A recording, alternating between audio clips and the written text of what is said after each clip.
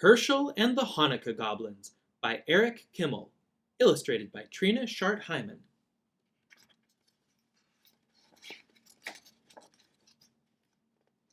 To Nana, EAK, for Linda Stein, with love, TSH. It was the first night of Hanukkah. Hershel of Ostropol was walking down the road. He was tired and hungry. Nonetheless, his step was light. Soon he would reach the next village, where bright candles, merry songs, and platters piled high with tasty potato latkes awaited him. But when he arrived, the village was silent and dark. Not a single Hanukkah candle could be seen. "Isn't tonight the first night of Hanukkah?" Hershel asked the villagers. "We don't have Hanukkah, Hershel," one of them answered sadly. "No Hanukkah? How can that be?" "It's because of the goblins. They haunt the old synagogue at the top of the hill. They hate Hanukkah. Whenever we try to light a menorah, the goblins blow out the candles. They break our dreidels. They throw our potato latkes on the floor. Those wicked goblins make our lives miserable all year long, but on Hanukkah it's really bad." Hershel knew he must help the village people. "I'm not afraid of goblins," he said. "Tell me how to fight them." "It's not as easy as you think," the rabbi warned. "You must spend 8 nights in the old synagogue. The Hanukkah candles must be lit each night. On the 8th night, the king of the goblins must light them himself. That is the only way to break their power."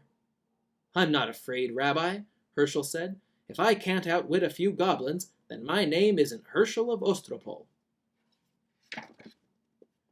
The villagers wished Hershel good luck.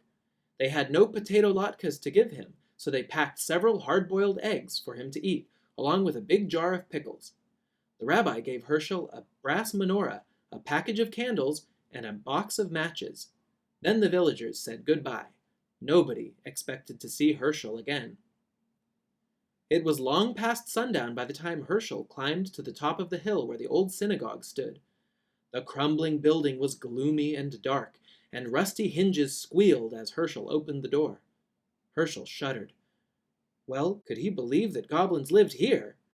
He put 2 candles in the menorah and set it on the windowsill. He struck a match and lit the shames candle. He said the blessings and was about to light the other candle when he heard a voice. "Hey, what are you doing?" Hershel turned around. There was a goblin no bigger than a horsefly, with a long, pointy tail and 2 little bat's wings hovering in the air. "I'm lighting Hanukkah candles," Hershel said. "Tonight is the first night of Hanukkah." "Oh, no, it's not. We don't allow Hanukkah, not around here." "Is that so?" said Hershel. "Who's going to stop me? A little pipsqueak like you?" "I may be little, but I'm strong," said the goblin. "Really? Can you crush rocks in your hand?" asked Hershel. The goblin laughed. "Crush rocks? You're joking. Nobody's that strong." "I am. Watch." Hershel took a hard-boiled egg from his pocket and squeezed it until the yolk and the white ran through his fingers. "That's how hard I'm going to squeeze you if you try to stop me from lighting these candles." The little goblin's eyes opened wide, since in the dim light the egg looked exactly like a rock.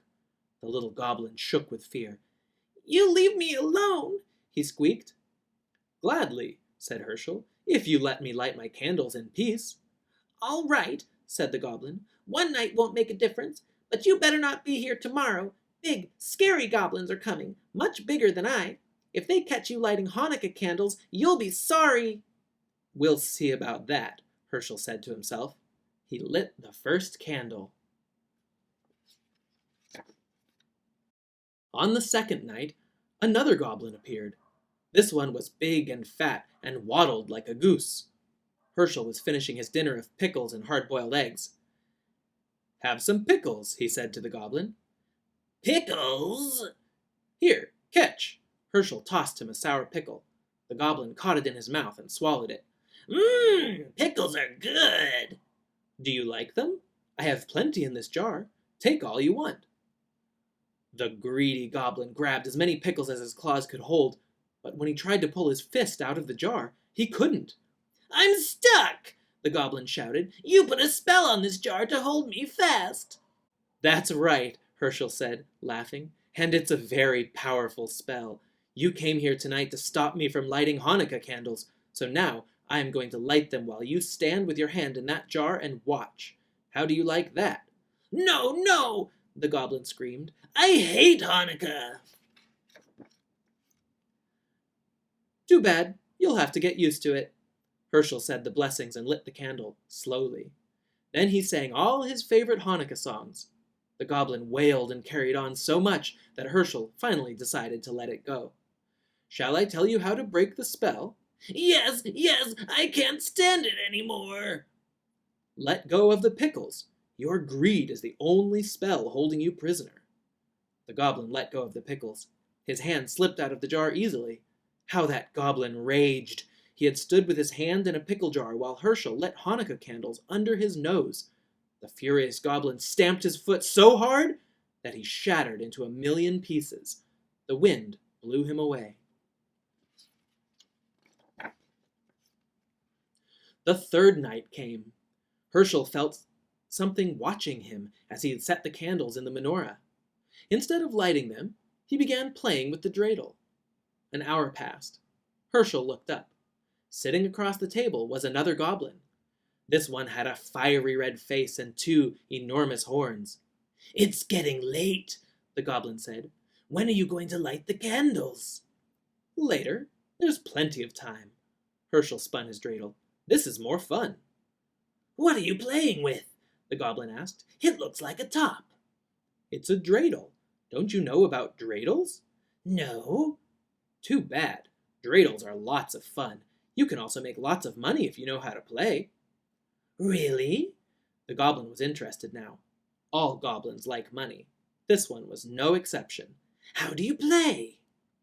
It's very simple, Hershel said, but you must have gold. That's the first rule. I have plenty. Is this enough? The goblin poured a pile of gold coins onto the table. That's fine, Hershel said.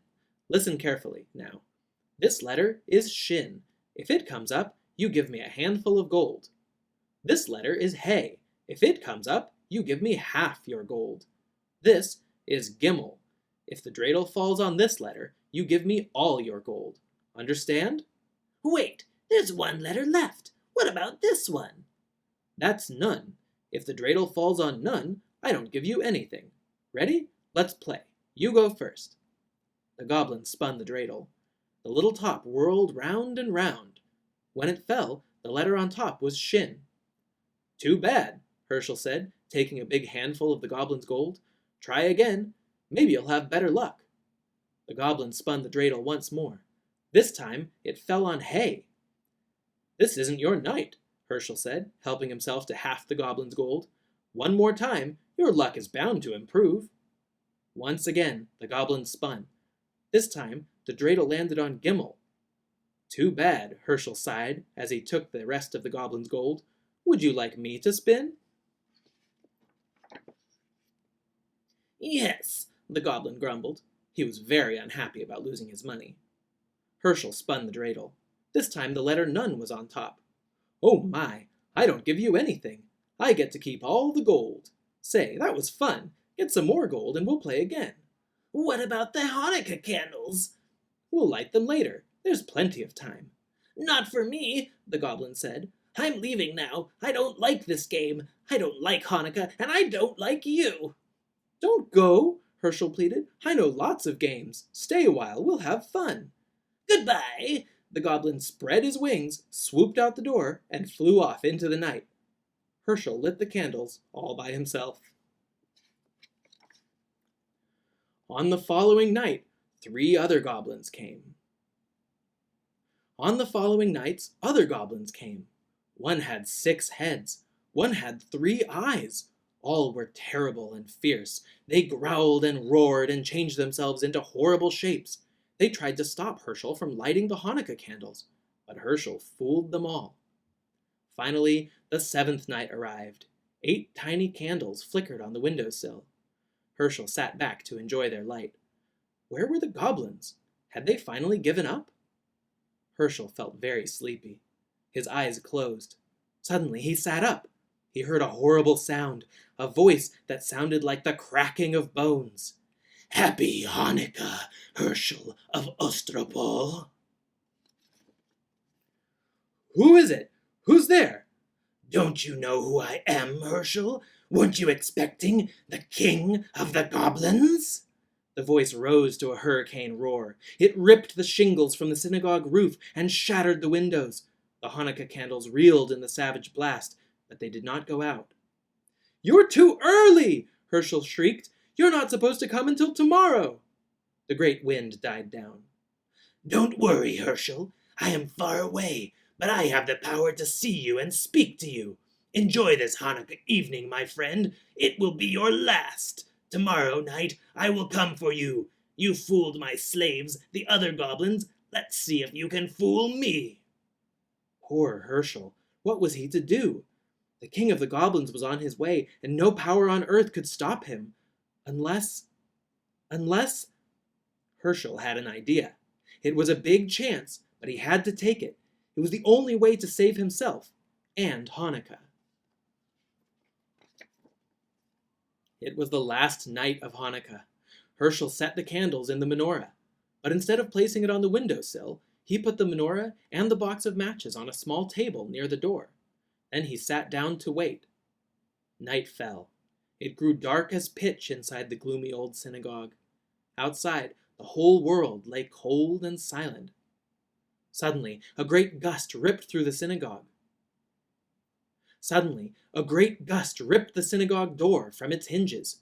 The whole building shook. A fearsome voice spoke. Hershel of Ostropol. Did I hear something? It is I, the king of the goblins. Hershel laughed. Don't be silly. You're one of the boys from the village. You're trying to scare me. I am not a boy. I am the king of the goblins. I'll believe it when I see it. Show yourself to me. Behold, I stand before you. Do you believe in me now? Hershel tried not to look. Even in the darkness, he could see the outline of a monstrous shape filling the doorway, a figure too horrible to describe. He pretended not to care. It's too dark. I can't see anything. A candlestick and some matches are by the doorway. Why don't you light a few candles? Then I'll see what you really are. Indeed you shall. A match flared. The shamus candle caught the flame. Hershel's blood turned to water at the awful sight before him, but he did not lose courage.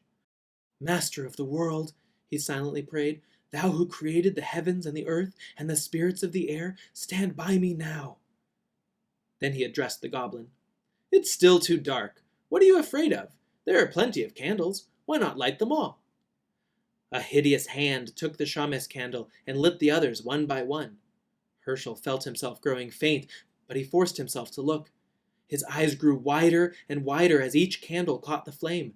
6, 7, 8. The king of the goblins stood before him. Now, Hershel, do you know who I am? I know you're not Queen Esther. Very funny. Enjoy the joke. It will be your last. That's what you think. Be gone, or I'll take a stick to you. How dare you speak to the king of the goblins that way? I'll speak to you any way I please. You have no power. Your spell is broken. See, the menorah is lit. You thought these were ordinary candles you were lighting. They weren't. They were Hanukkah candles, and you lit them yourself. The king of the goblins roared with fury. The earth trembled and a mighty wind arose. It ripped off the synagogue roof and blew down the walls. It splintered the great timbers and scattered them like matchsticks. Around the menorah, the whirlwind howled, but the candles never flickered. They burned with clear, steady flames. The king of the goblins had no power over them. The spirit of Hanukkah had triumphed. The great wind vanished as suddenly as it had risen. Hershel rubbed his eyes. The night was as still as before, even though the synagogue was gone. Walls, floor, roof, even the foundation stones had vanished. But the menorah remained, standing tall upon the little table where Hershel had placed it. Hershel waited until the last candle burned out. Then he started down the road that led to the village. I'd better hurry, he thought. I don't want to miss the last night of Hanukkah. But there was no reason to worry. In every window there stood a menorah with 9 gleaming candles to light the way. The whole village was waiting for him.